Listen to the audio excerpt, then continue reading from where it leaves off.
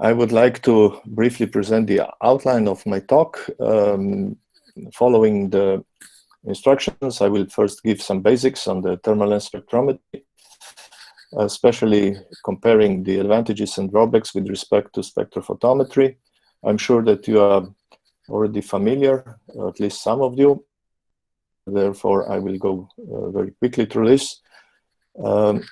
And then I would like to introduce our of the reasons for which we are working in this field and the reasons that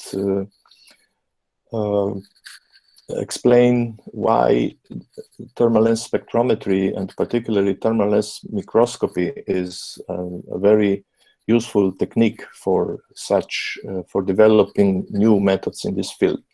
And then finally, I will give you some examples of applications, investigation of diffusion processes in microflows. And finally, we have not entered the development of techniques for detection of active viruses. Simply, we don't have infrastructure for this, but we can work on artificial viruses, and I will show you some examples towards the end of my talk. And if the time allows, I will very briefly introduce my university so that you get an impression where we are located and how does it look like here. We can also see different relaxation processes.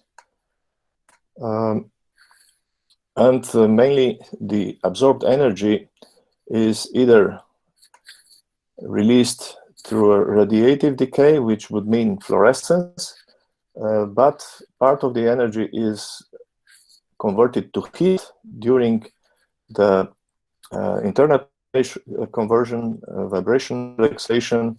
We can also have intersystem crossings engaged and then further vibrational relaxation. So these are the processes that generate heat in our samples. Therefore, we are not happy and we don't like having fluorescence and similar processes because they mean the loss of energy. And therefore, they are reducing the photothermal effects which generate measurable signals in our samples. So just to summarize briefly, we know that during the non-radiative relaxation of excited species, temperature of changes of samples increases because of the processes that I have just described. But keep in mind that this is not, boiling of your samples. The temperature changes are very, very small. We are talking about 10 to the minus 4, 10 to the minus 3 Kelvin. But this is sufficient to change some properties of the samples, and we are basing our measurements on the change in the refractive index, because we are using laser beams with the Gaussian profile, but also beams with different profiles can generate temperature gradients in the sample. Therefore, the maximum temperature appears at the axis of the excitation beam, which results further on in the refractive index gradient, which acts actually as an optical element, which we call the thermal lens, because it originates from the changes in the heat of the sample. In most samples that we work with, these are liquids, the temperature coefficient of refractive index is negative, and therefore we observe what we call a diverging lens. As a result, the laser beam, the probe beam, is defocused.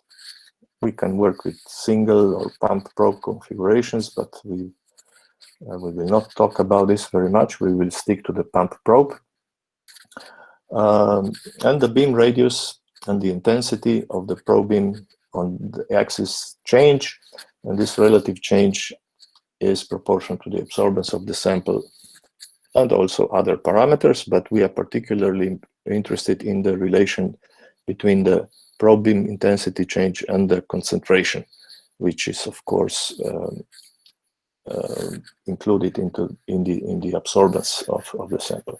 So to impress the visitors, usually we make such a projection of the probe beam on the screen or on the wall of the laboratory, and when we irradiate our sample with the green argon laser light, we see such a nice effects. If we modulate the beam, you can immediately see that not only the green spot appears in the center because the pump and the probe beam propagate coaxially, but also the radius of the beam changes, and you can observe this change by the naked eye. If we then insert the optical filter in front of our sample, which is located here at this position, you see some orange solution here in the cuvette. If we insert the optical filter, we will see the following effect. So we are filtering out the pump, and we see that this is an immense photothermal effect, completely defocusing, because so use this just for demonstration. This is actually the saturated thermal lens, and once we get this black spot, we cannot improve the magnitude of the signal anymore, because we cannot have less than 0 intensity on the detector. I will not talk very much about the physics, only this, let's say, more complicated equation, because I would like to point out some particular properties of the thermal lens, which I would like to underline, and particularly, well, to describe the thermal lens signal, we have to solve this non-steady thermal diffusion equation, which basically describes the changes in temperature with time at different radial positions with respect to the propagation of the probe beam, if we say it this way. But we have two important terms here. One is the source term, which basically determines the shape of the thermal lens signal, if you call it that way, but also its magnitude, because it includes the excitation power and also the duration of the excitation in some way. And the second term, which will be very important for our further discussion, is this, what we call the velocity term, especially when the sample moves radially with respect to the excitation beam. We are losing heat out of the radiation area, and therefore we must understand the behavior of the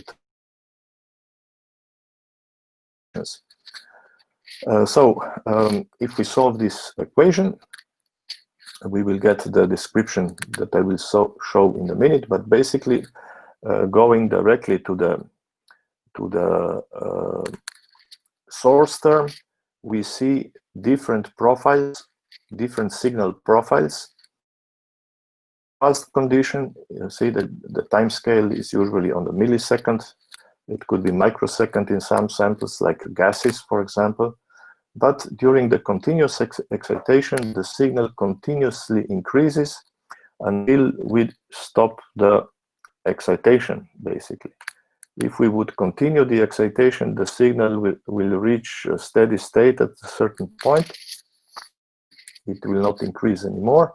We will have the equilibrium between the generated heat and the heat which is dissipated into the environment.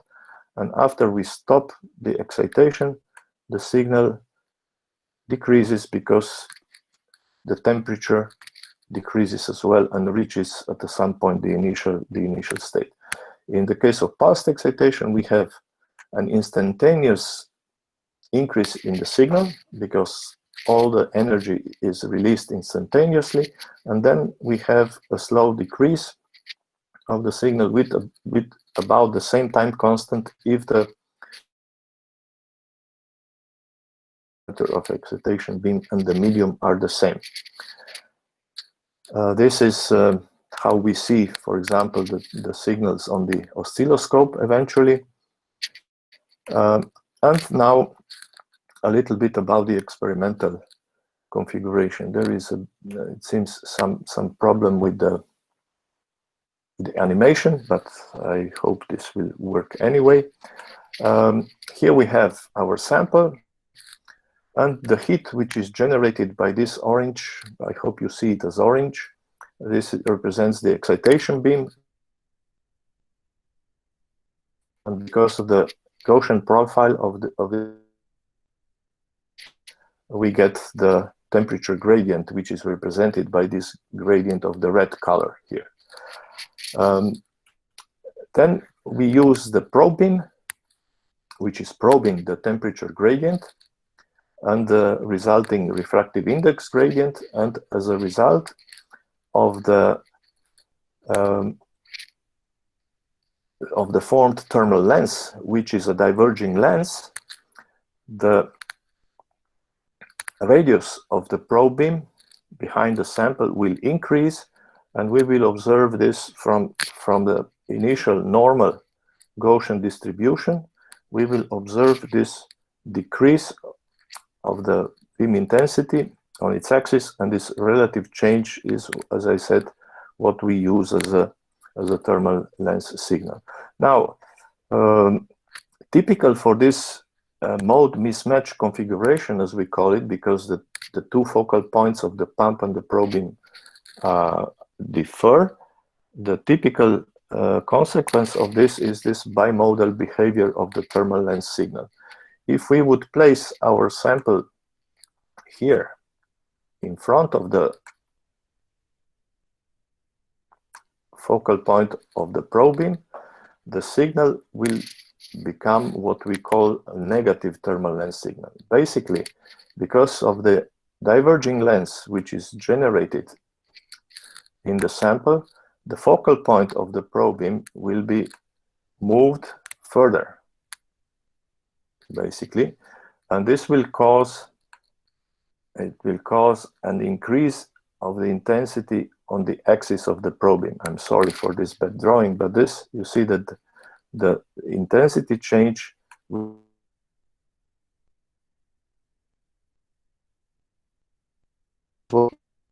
observe filter which filters out the pump beam because it's highly intensive. Probe beam is of low intensity, and behind the pinhole we detect with the silicon photodiode or a similar detection device.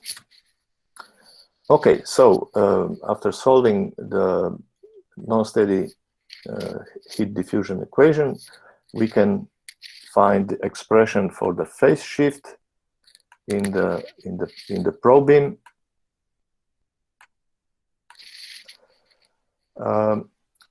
And from this, we can deduce the time-dependent changes in the probe beam intensity. Of course, it's proportional to the initial probe beam intensity, but we will see that there are some parameters which enter this equation, and they have to do with the time constant of the experiment. This depends on the geometry of the pump and probe beams and on the thermophysical properties of the medium. Of course, when the time is long enough, we speak about so-called steady-state thermal lens signal, and usually we neglect the higher order term. This theta value is much less than 1 normally. So we get a relatively simplified relation, but before going on, let's see what are the other parameters that affect the thermal lens signal.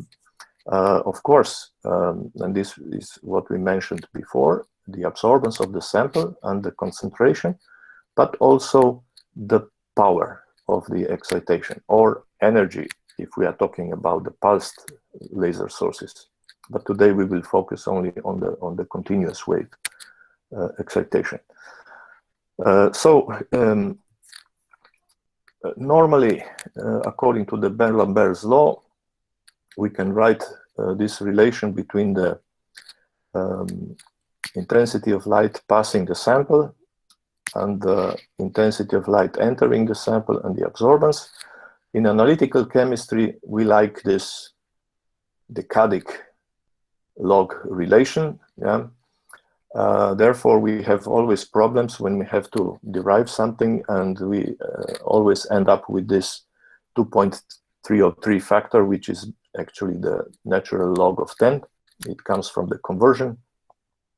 But if we want to see what is the absorbed power in our sample, it's very handy if we develop this expression into a tailored series, because we have the negative exponent here, we get the following relation. And to simplify, we can limit ourselves to measurements of only small absorbances, where all the higher order terms can be neglected. So we can simply forget about higher order terms, and we get this relation which says that for small absorbances, the relative change in the beam intensity after passing the sample is actually equal to the absorbance. So this also tells us, gives us an interesting information, or let's say a lesson.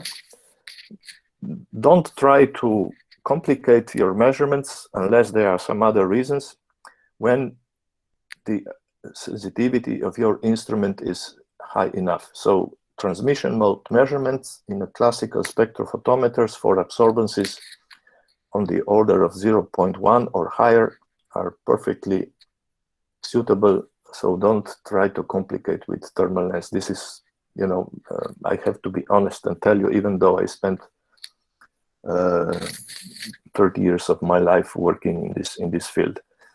If you have very, very small samples that you cannot measure, short optical path lengths, non-absorbing samples, then go and use the thermal lens spectrometry. But please remember this relation, because it will be important to understand actually the advantages of thermal lens spectrometry. We have seen the parameter theta appearing in previous equations that govern the time evolution of our signal, the intensity, the change in intensity of the probe beam, which immediately tells us that the thermal lens signal is also dependent on other parameters rather than just excitation power and the absorbance. So here we see that it depends on the probe beam wavelength. This is the, it's inversely proportional to the probe beam wavelength. This has practical implications, saying that it's better to use short wavelength sources, short wavelength lasers as probe beams. And this is why, for example, a single beam thermal lens experiment in the infrared is has very, very low sensitivity. If we compare infrared at 5 microns and measurement in the visible at 0.5 micron, which will be 500 nanometers, there is a factor of 10 difference in sensitivity because of this relation. Other important parameters are the temperature coefficient of refractive index of our sample and the thermal conductivity, which says that the thermo-optical parameters of the sample contribute to the sensitivity of the measurements. The other parameters are the geometry factors. This is the ratio between the probe beam and the excitation beam radius, and the position of our sample along the propagation of the pump and probe beams. This is the confocal distance of the probe beam. This is the distance between the sample and the detector, and the Z1 is the distance between the focal point of the probe beam and our sample, as we have seen in the previous scheme here. So these parameters have to be optimized to obtain the maximum thermal lens signal. And as Humberto Cabrera, who was a previous speaker some weeks ago, and as I've seen he's attending this seminar as well, he explained about, because he's an expert in mode matched, as we call it, a thermal lens configuration, where we have a highly collimated probe beam. Under this condition, this Arcus tangent term can reach the maximum, and we get the maximum possible thermal lens signal. I'm using this relation here to point out that we always get the second order term, and if the theta is too high, which means that the thermal lens is too strong, then we get deviations from the linearity. So we try to keep this theta value also as low as possible, again below 0.1 or even 0.05, to have the possibility to work in the linear range. But let's go back now to the transition mode measurements, which are usually done by spectrophotometry. We have already developed this relation. For thermal lens spectrometry, we can write the relations that we spoke before. This one here, if we neglect this second order term, and if we develop and rearrange, we get a relative change, which then develops into this relation. So we have the theta here. Again, we will work only with the linear term, and we get this kind of relation where E includes the excitation power and the thermo-optical properties of our samples. So this is for mode mismatch configuration, where the signal is maximum when we reach, have m equal to 1 and Z1 equal square root of 3 times the confocal distance. In the collimated probe beam case, we get a higher enhancement factor. And for different solvents, we can show what are the enhancements. We see that for 1 milliwatt power, we can get, in water, we get relatively low enhancement because dN over dt is relatively low and thermal conductivity is relatively high, as we can see here from this table. But if we go to organic solvents, already for 1 milliwatt power, we get a gain of about 10 times in sensitivity. Also for aqueous samples, today it's not a problem to obtain lasers with 100 milliwatts output power. So with 100 milliwatt output power, we will already have a 10 to 30 times higher sensitivity compared to transmission mode measurements. And this is one of the important advantages of the thermal lens spectrometry. Okay, so high sensitivity. In the first place, there were reports of measuring absorbances as low as 10 to the minus 7. In transmission mode, we can hardly reach 10 to the minus 4, just to give you a comparison. Thermal lens has a relatively fast response, so this enables online detection in flowing systems.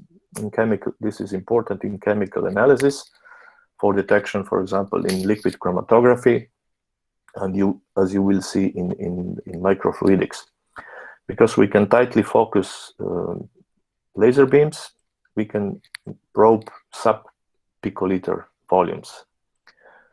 And also, we can perform measurements in the capillaries, which are between 10 to 100 micron in dimensions. Transmission mode, due to the refraction, is very difficult in such systems. Of course, we are always striving for higher sensitivities. This can be, of course, improved by using higher laser power. The problem here can be photodegradation of compounds, and I will say a few words about this later on. We can also modify solvents. For example, we can add organic solvents mixable with water, like acetonitrile, acetone, alcohols. They have much better thermal properties than water. Another limitation is, but this is improving with time because the technology is improving, availability of laser sources. We can overcome this by using different coloring reactions, also indirect detection. But usually the measurements are performed only at a single wavelength. We cannot do a simultaneous measurement of the entire absorption spectrum by thermal lens spectrometry. And this is causing problems if we have interfering species in our samples. Therefore, coupling to separation techniques like liquid chromatography, ion chromatography, capillary electrophoresis is advantageous, or use of biomolecules. Today we will only talk about using antibodies or enzymes. We will not deal with HPLC, even though we have done an enormous amount of work in this area as well. And finally, I should mention photodegradation, because some analytes might be photosensitive, and because we are using highly intensive laser light, they might degrade during the time of analysis. So here we come to the intersection of our needs and the advantages, sometimes also limitations, which are characteristic for thermal lens spectrometry or microscopy. Particularly in the situation of the COVID, I hope you are not having too serious problems in India. Here we are just hanging there, so to say. We can still manage the number of patients in our hospitals. But we would like to have tests for COVID, which would be available immediately. This is not the case. Usually we have to wait for, depending which tests we are using, but our medical system prefers tests which give results in about 1 day. So this is way too slow. We have many examples in chemical analysis, environmental monitoring, food quality, food safety, even safety at the airports. We want to measure something at the very instant. So to do that, we don't need to go for the lowest possible limit of detection, but just for reasonable, so we can sacrifice limits of detection. And sometimes we can sacrifice selectivity. We detect a group of compounds, not a particular representative of compounds. And if possible, just to obtain yes or no answer. Because as it is true for the COVID, also in different other areas or industry, for example, timely chemical information with higher uncertainty in concentration is better than information with low uncertainty, but provided too late to make a correct decision. If I transfer this to the COVID situation again, we would like to have a test which would sometimes maybe indicate somebody as a positive, but would never give a positive result for a person who is not positive. Or I should say it just vice versa. Should never give a negative result for a person who is positive, but sometimes would easily indicate a person who is not positive as a positive.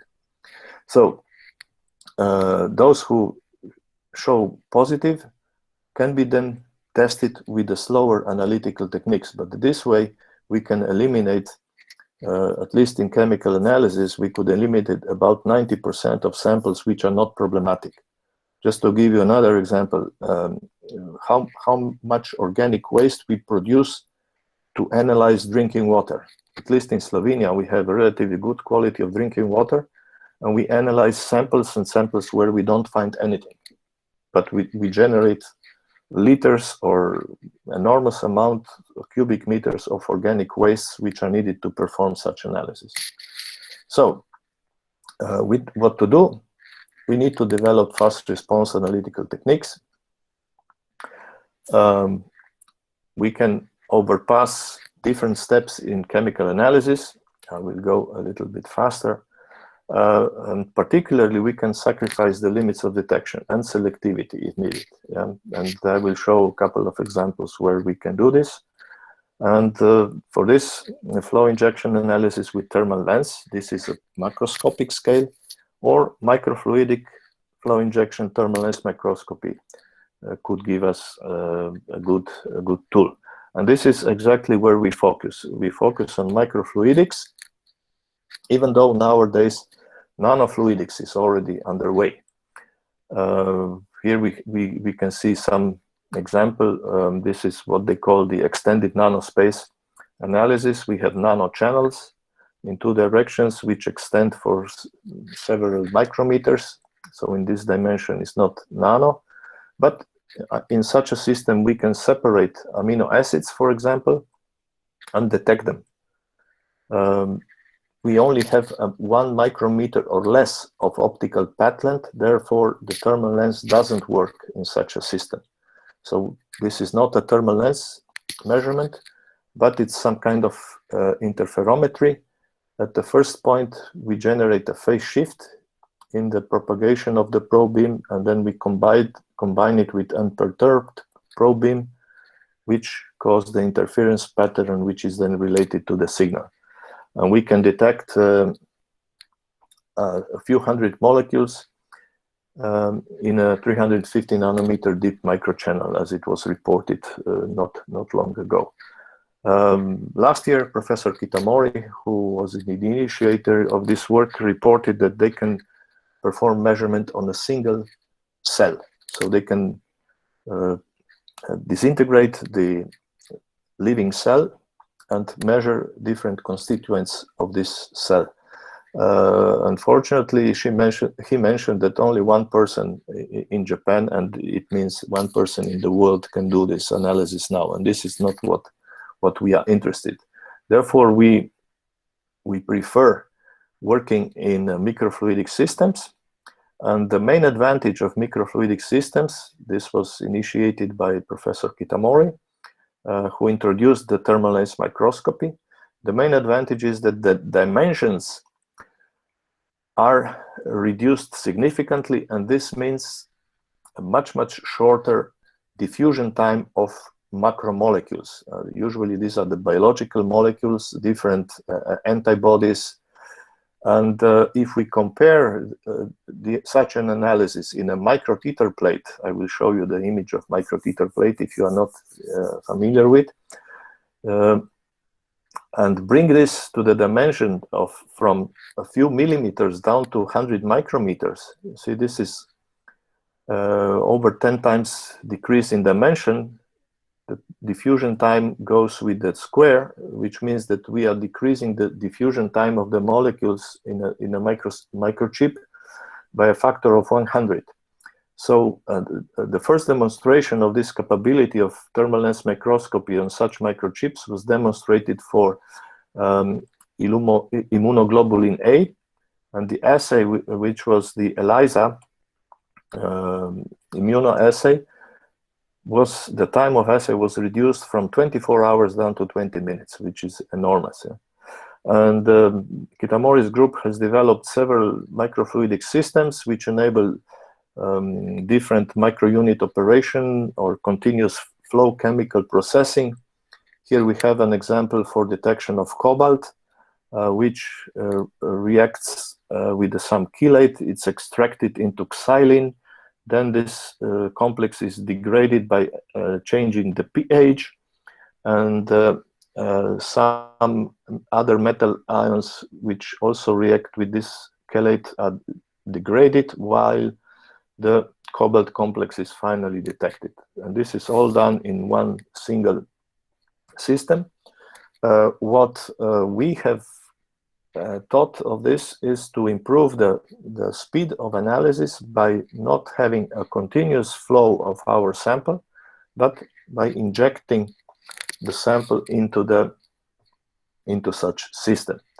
To do the detection, we need the thermal lens microscope, which is basically a thermal lens instrument where the pump and the probe beams are focused by a single microscopic objective lens.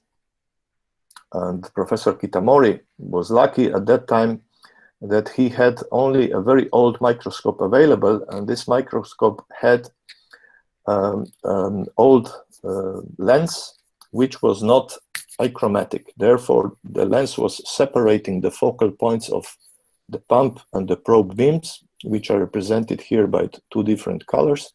And this caused enough displacement in the pump and probe focal points that the thermal lens was observed. In our research, we constructed our own thermal lens microscope, which has the advantage that we can change the radius of the pump and probe beam, and we can also displace the pump and probe beam because of the optimizing the thermal lens signal due to the flow. And here is the representation of the effect of the flow. I hope you remember the velocity term in the non-steady heat diffusion equation. So if the flow is going in this direction, the maximum of refractive index will be carried by the flow. Therefore, we have to displace the position of the probe beam with respect to the pump beam. And if you see here, the position of the pump beam is here at this, and we need some displacement. So we have to measure downstream from the excitation point, and this gives us the optimal results. More importantly, okay, I will show you this system later on. More importantly, we have shown that, and this is somehow expected, that the thermal lens microscopy works only because of very tight focusing of the pump beam, works only up to a certain dimension of your sample. So if the dimensions of your sample are above, let's say 300 microns or similar, this is for a particular configuration of excitation on the probe beams. But if you have samples that are on the order of 500 micrometers, don't struggle with the thermal lens microscopy. Go and use spectrophotometry simply. More importantly than this observation, which, as I said, was somehow expected, is that we have shown that in a given sample, this is 300 micrometers,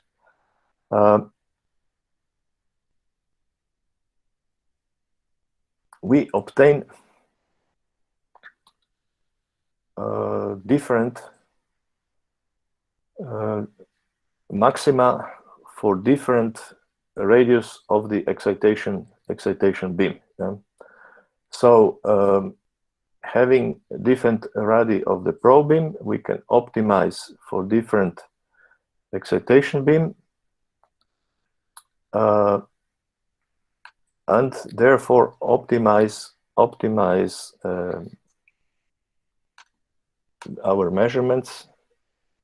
Optimize our measurements for different sample dimensions. Yeah? For 300 micrometers, we obtain a maximum signal with about 3 micrometer excitation beam with respect to diffraction limited focusing. This is the diffraction limited focusing here. You see that both samples give about the same signal. But if we want to take advantage of a thicker sample, improving sensitivity, we have to go to about 3.5 micrometer pump beam For 100 micrometers, of course, maximum signal is the more focused pump beam, 2 microns, but the interaction length is shorter. Yeah, that's why we get lower signal at this point. So this was one of the important demonstrations of our work. Secondly, we tried to improve the tunability, so the selectivity. I mentioned that the single wavelength measurement is a limitation in a thermal lens spectrometry, so we used a xenon lamp, which unfortunately produces very, very low excitation powers. And for that, we were looking for improvements. And interestingly enough, when we deal with microscopic samples, the thermal field extends into the surrounding material. In a normal thermal lens or macroscopic thermal lens, when this distance here, this is the dimension of our sample, when this distance would be about 1 centimeter, this part of the thermal field, thermal gradient would be negligible. But in in a microscopic system, 2 additional thermal lenses are generated outside the sample, and we can take advantage of that if we use appropriate material. So we have tried different materials, and those with a high enhancement factor like octane have produced increased thermal lens signal. A fused silica, of course, has a positive temperature coefficient of refractive index, so we got basically a negative thermal lens signal. And we have designed a special cell where we have non-mixable liquids on the bottom, on the top, with a high enhancement factor, and you can see here that the improvement is significantly, the sensitivity is significantly improved compared to just a single sample layer. If we add 1 layer at the bottom, we already get improvement. The slope of calibration curve increases, and if we have 2 samples, we increase 2 layers, we increase even further. So with this, we were able, with only 1 milliwatt, in a 100 micrometer sample, we were able to measure absorbances down to the level of 10 to the minus 5 absorption units. A word about photodegradation. We have shown before with Professor Baeso that in a thermal lens experiment where you have photolabel analyte, due to the intensity of the excitation beam, we get a very interesting shape of the thermal lens of the signal curve. So after a maximum, the thermal lens signal starts decreasing again and reaches a steady state due to the equilibrium between the initial concentration and the concentration in the surrounding. The analyte here in this part is completely depleted, then it's replaced by diffusion, if we say so. But this shows also in the calibration curves from this chromium complex, which was used earlier, that deviate from linearity. They should be linear with the power. And this is shown for the stable compound. This is ferroin, 110 phenanthroyl iron. No change with the excitation power, but we can observe change in the change due to the flow. At higher flow rates, the signal, of course, is lower. And the ratio here is 1.28.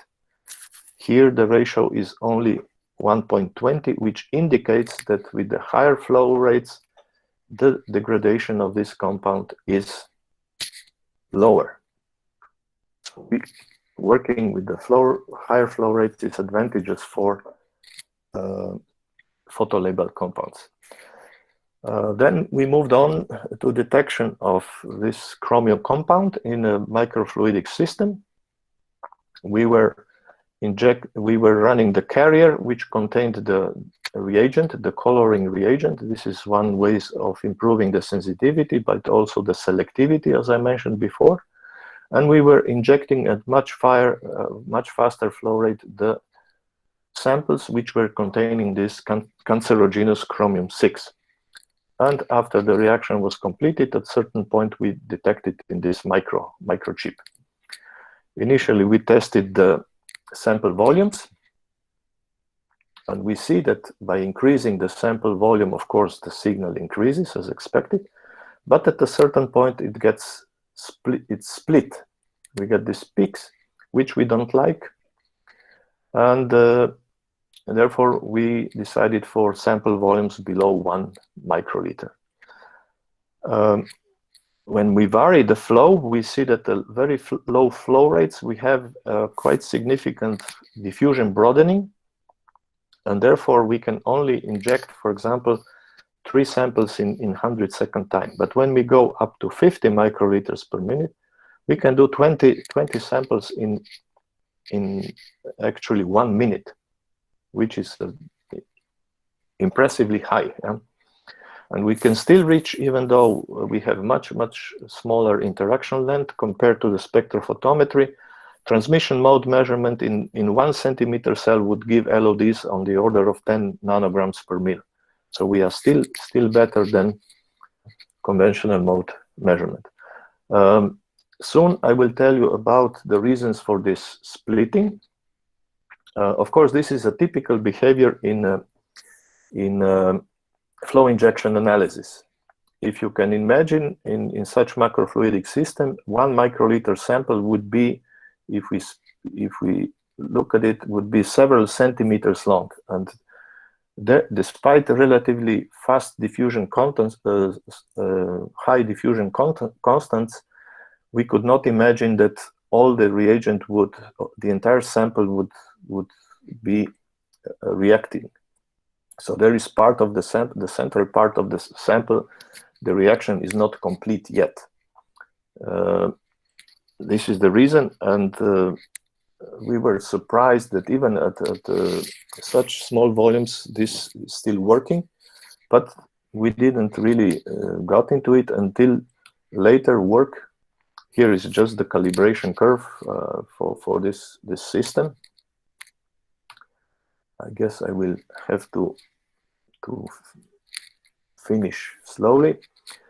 We worked also on other compounds like microcystin. Here we are using enzymes, phosphatase, which produces, after reaction with the substrate, such a colored species.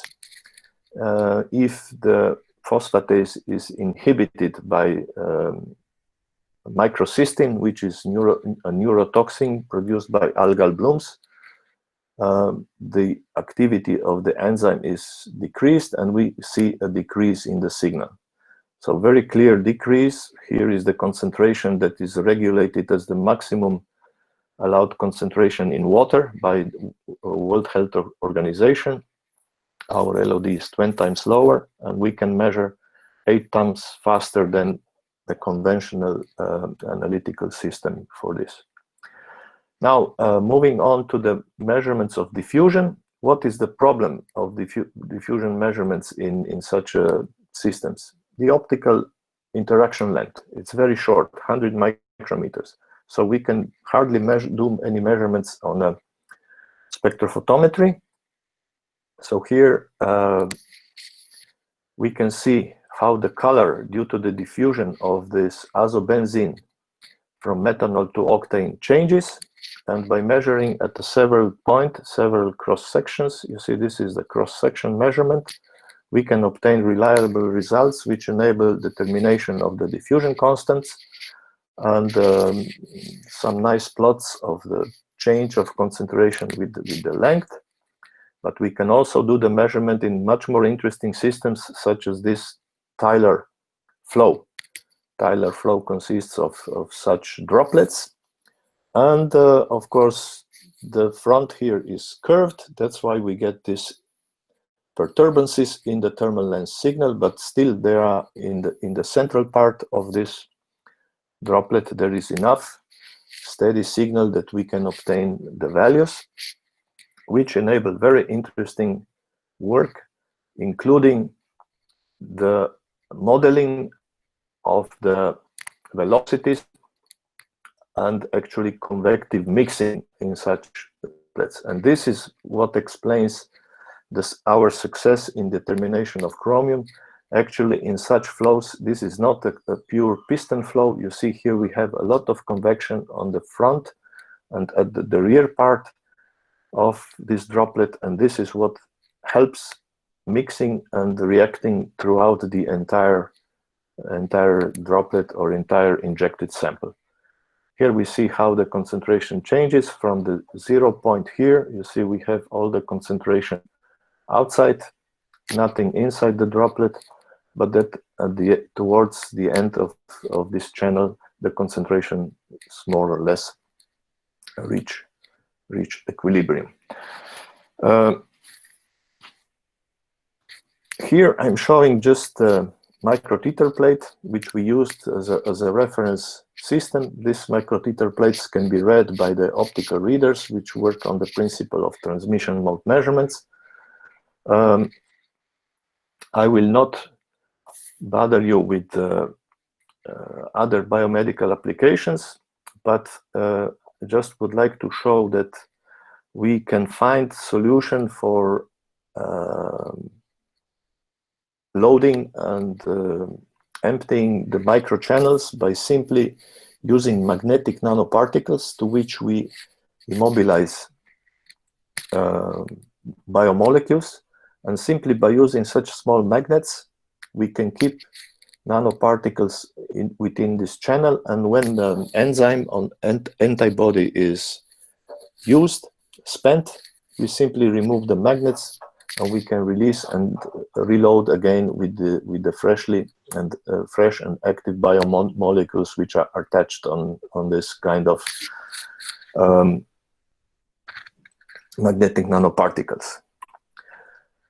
And speaking about COVID virus, we can synthesize in our laboratory empty viruses, so to say, so they are non-infective viruses, which we can use to attach different antibodies. And we have mimicked the human papilloma virus, which is causing cervical cancer in women. That's why the diagnostics is very important. And by immobilizing the enzyme on the magnetic nanobeads, we can detect antibodies of persons which were confirmed infected. And you can see that we can get very good agreements between the conventional ELISA, which, however, finishes down at about 5 nanograms per milliliter.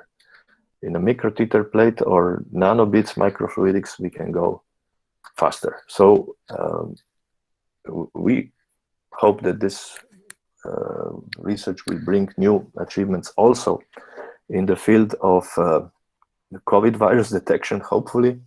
But let me now thank all my co-workers.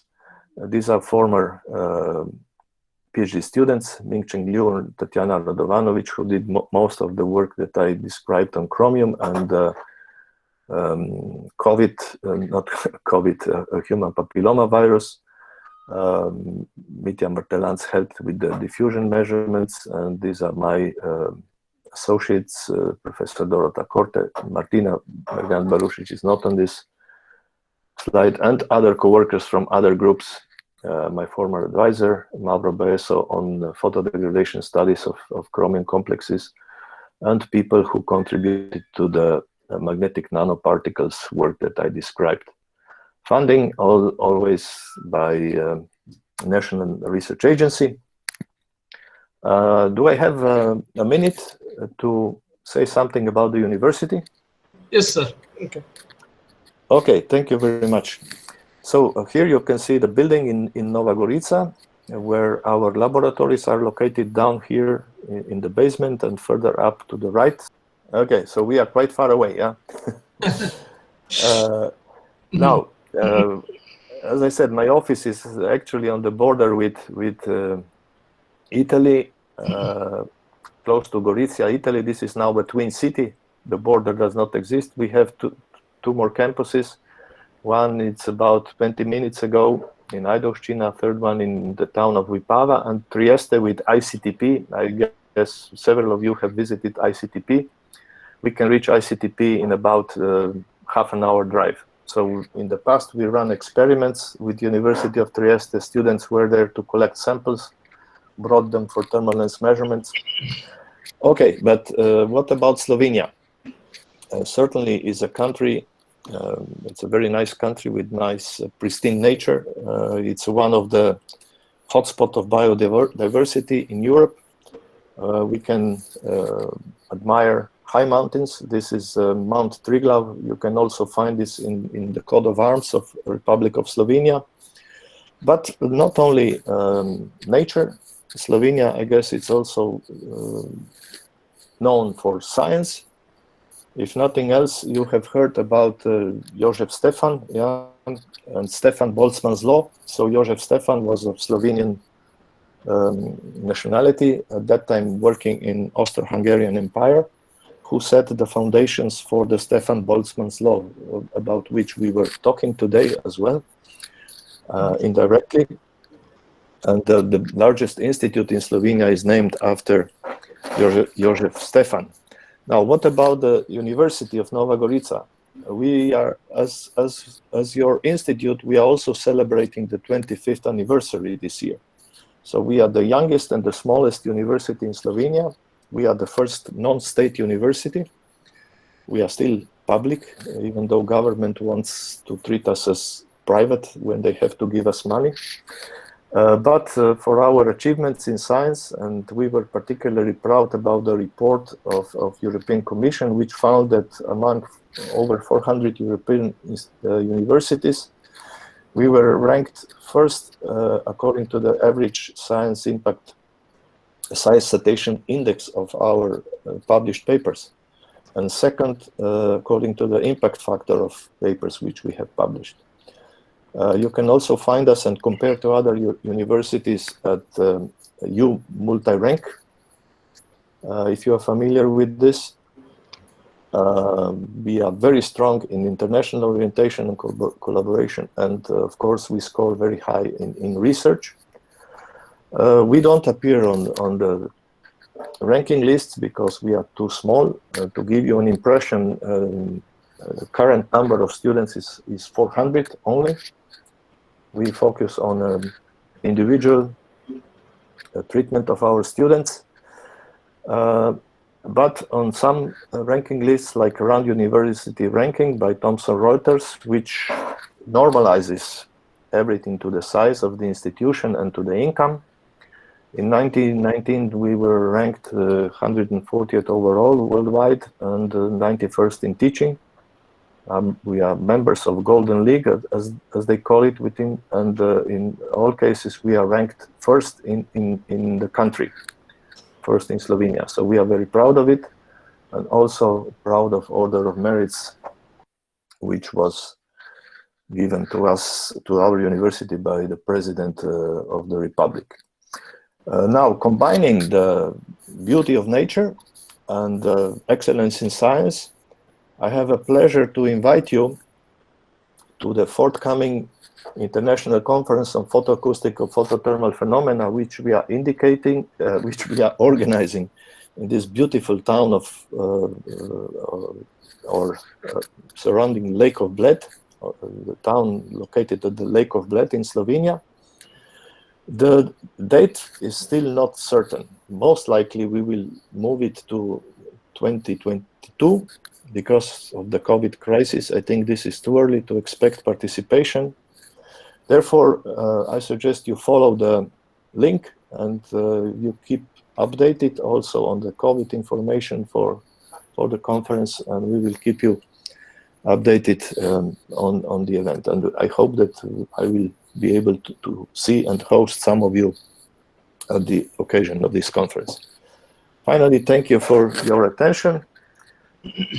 This is also one of the let's say attractions. It's just by my hometown here, town of Solkan. This is the largest arch of stone worldwide. It's just made of stone, non-concrete, no steel.